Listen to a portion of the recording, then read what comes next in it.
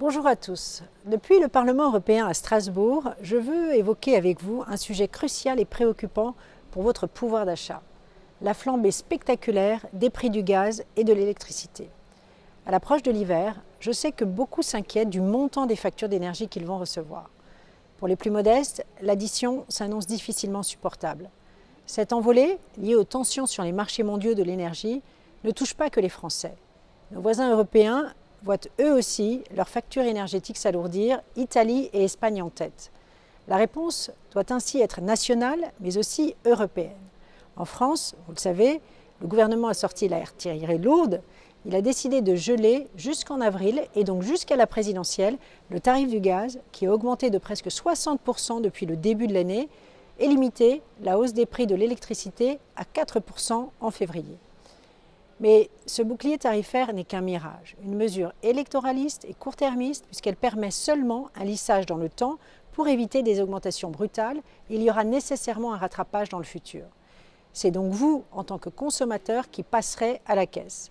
Cette mesure a d'autant moins de sens que les hausses continuelles, avec plus 25% des prix du gaz ces 3 derniers mois ou plus 20% des prix du carburant en un an.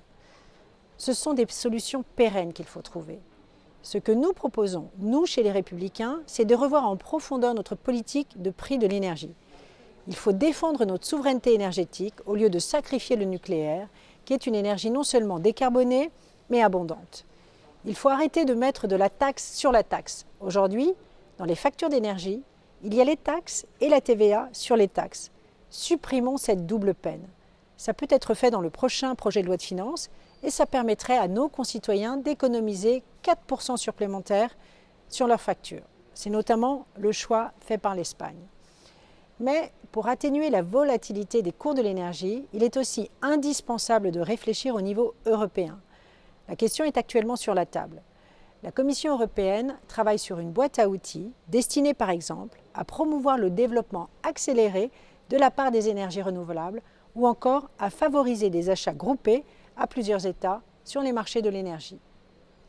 Le Parlement européen n'est pas en reste, puisqu'un débat sur l'énergie est cette semaine à l'ordre du jour de notre session plénière. Dans ce contexte, vous pouvez compter sur moi pour défendre plusieurs points. D'abord, il est urgent d'ouvrir des négociations européennes sur la manière dont est fixé le prix de l'énergie. Aujourd'hui, en Europe, le gaz ne représente que 20% du marché, mais surdétermine le montant de la facture de l'énergie.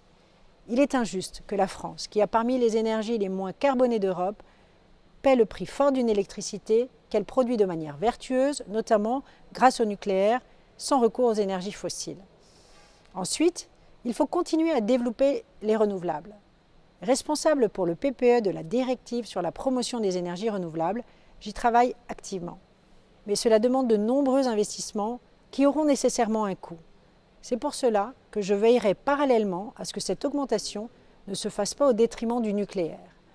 Non émettrice de CO2 et peu coûteuse, le nucléaire est une énergie essentielle. Sans lui, la facture d'électricité des ménages ne fera qu'augmenter.